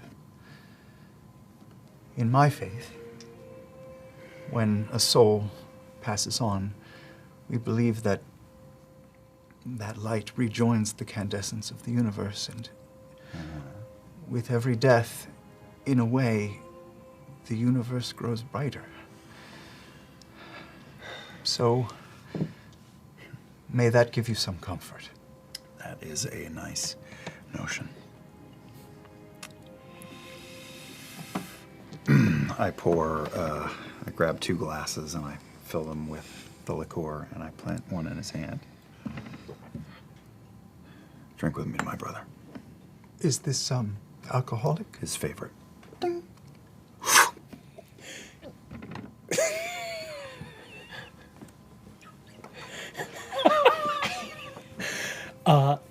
We move back downstairs. Azune, Taisha, and Octus.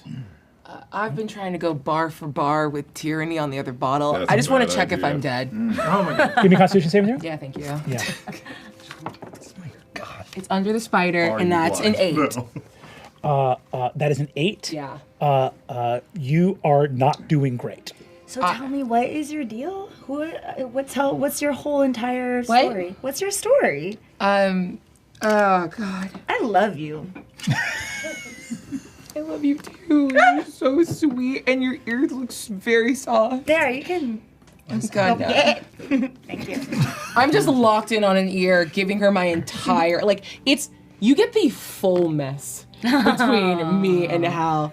We fell in love when we were like 19. Hold on, I need that ear. Yeah. When we were 19, and then we had kids, but I felt my calling because his art was so beautiful. I fell in love with the world, so I became a druid, and I abandoned our kids. And I have to get back to doing the rites really quick. Okay, thank you for telling me all of that. Yeah, do you want to stay here for this part? Absolutely, yeah. Okay, I'm gonna continue to do the rites and just black out holding a demon's ear. Incredible. You can do doing the rites, Yeah. touching the softest Yeah. demon's ear you've ever touched. Can I go home? Truly. Oh, what's that? Can I go home? You want to go home? I want to leave. Okay, you guys are you're just doing the rites. You guys can walk away from the table as you guys are doing the Taisha's rites. consciousness leaves, but she remains and continues to pray. Goodbye. Goodbye. Are you taking me with you? No. Okay. You stay here. You're Okay. still a part I got of it, it. I got it, yeah. Yeah, go ahead. Okay, bye. This is bad.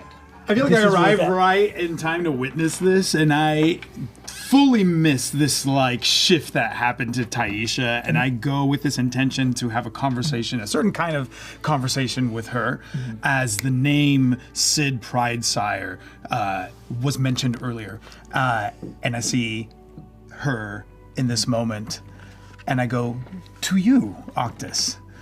A word with you, please. Absolutely. Please help me. I don't think anything can help what's about to happen there. It seems to be going further and further and further down the path that it is inevitably gonna get to. Yeah, okay. Let's just leave that for now. What? Pull you to the side into a corner, and completely in your mind, I am sending you a message. We need to come together and figure out what went wrong with our plan. Right. But clearly Taisha is... I'm sorry, I think it's just Taisha. Taisha is not in a state to be a part of reconciling this. No. I'm at a loss. As am I. And now it's even more complicated with Halavar here. We need to find Thimble. It's my understanding that Thimble is very likely going to be arriving here. Okay. Did you see Thimble during the execution? I didn't. I don't know what happened. We need to find out where the chain broke. I did the scan. Yes. As far as I know, Thimble's did her part. Okay. Obviously never showed up for us, so never got our part of the plan, never had happened. That part is out of my hands. I know, I'm not blaming you. Of course, I just don't know. I don't know where it went off. I don't know how any of this works. Do you see that man? And I'll point out Teor. Yeah. Yes. Of course. I think everybody was aware of your reaction to him when you... I'm sorry, it's just surprising. His brother is who was supposed to be helping us. Yeah. And he hasn't seen him. Okay, and you haven't seen him. Octus. I'll say, for Azune and Octus, you both know which of Thiazi's secret kind of flop houses that Thimble was working on the glyph, working on the thing hidden behind him. Oh. It's not too far from here. You guys are in the Rookery, and this would be 2 neighborhoods south. It would be in the Tanners, which is a grimy working class neighborhood at the far south of Dolnakyar. It's not far from here. We can go see if she's there. Then let's do that. Okay. I need one moment. Okay.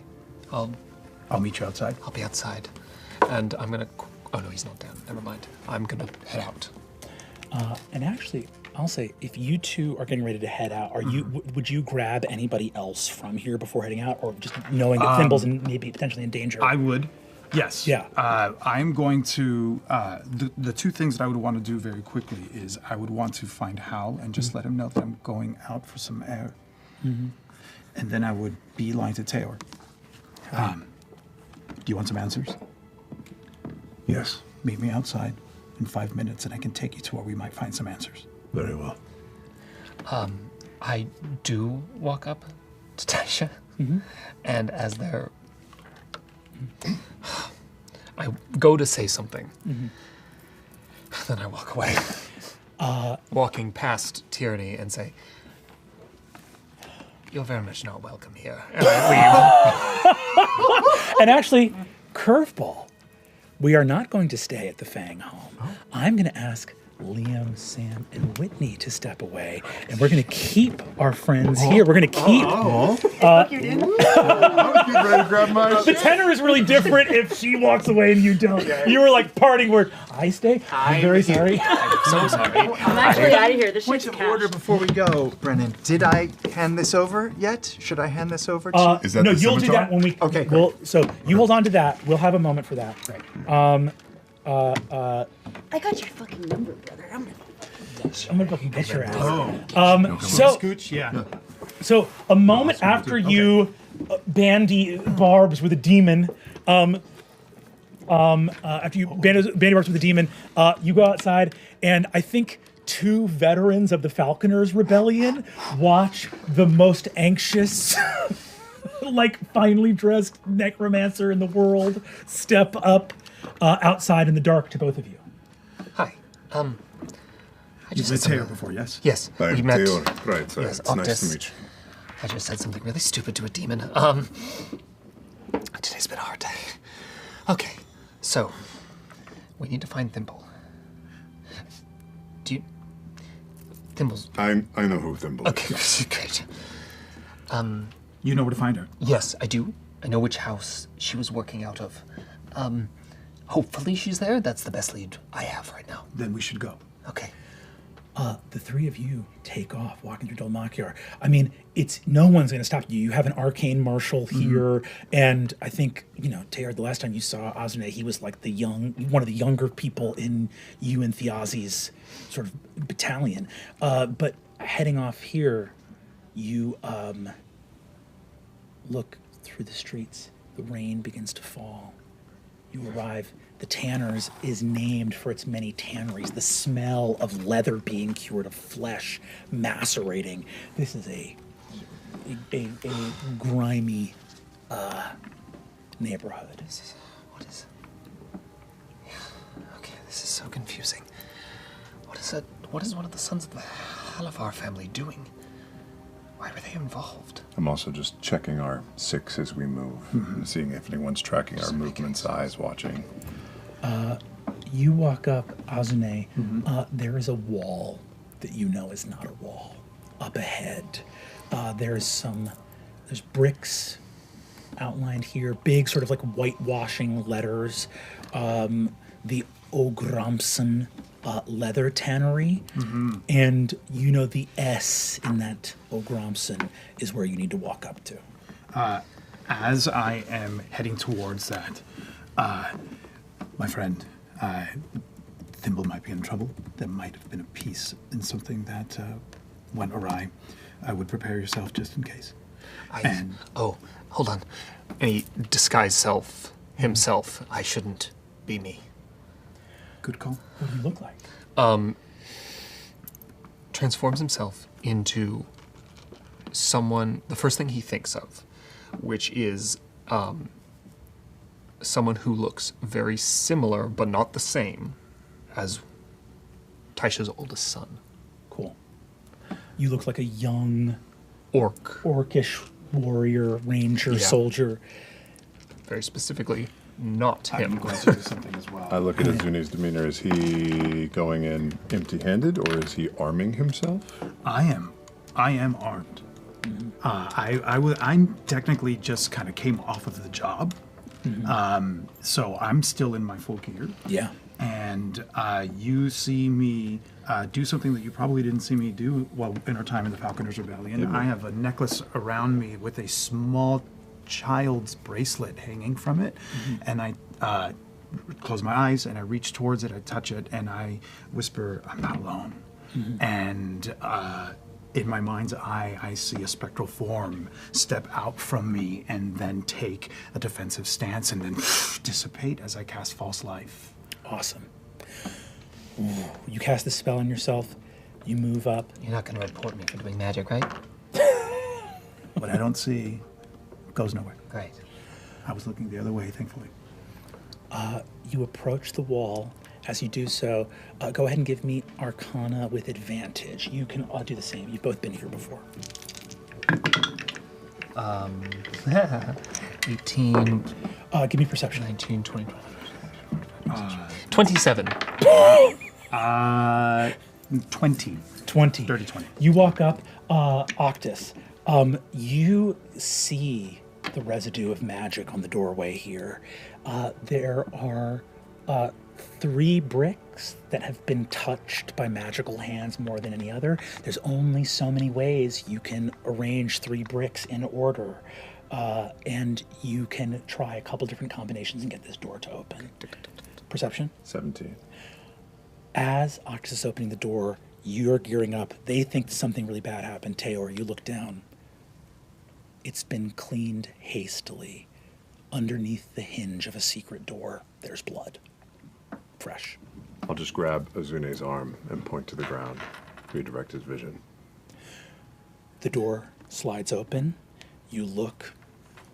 A slender staircase going up in a hidden wall in between 2 halves of this larger tannery, a secret apartment up in this larger work area, almost like a loft that's been hidden away and bricked in. And there's blood on the staircase coming down. A lot of it. You look and see, I think, without even having to really second guess, you think that bodies got dragged out of here. Thundering up the staircase, Laura Bailey, I'd like you to come out. Yeah! What is happening? Oh, goodness. Okay. Oh, great. Oh, hi, Bubba. Thundering up the stairs, because time, whatever has happened, and time is now of the essence. You get up the staircase. A door is completely shattered off its hinges, and you look in and see a apartment of an illegal arcanist, an occultist, that has been completely turned upside down. Papers soaked with blood all over the ground, a mattress flipped up against the wall, cut open with daggers or long swords to search inside the mattress, shattered mirror, clearly signs of a scuffle. What you look and see the signs of the scuffle is Teor and Azna, you would both recognize this. Whoever they were fighting in here is not someone that they would have been capable of throwing around. I need all 3 of you to make an investigation check for me, if you'd be so kind. What was that before? 19. 19. That would be a total of 10. 7. Teor, immediately smelling around as much as you can. You guys are looking at and seeing this is obviously Thiassi's handiwork everywhere.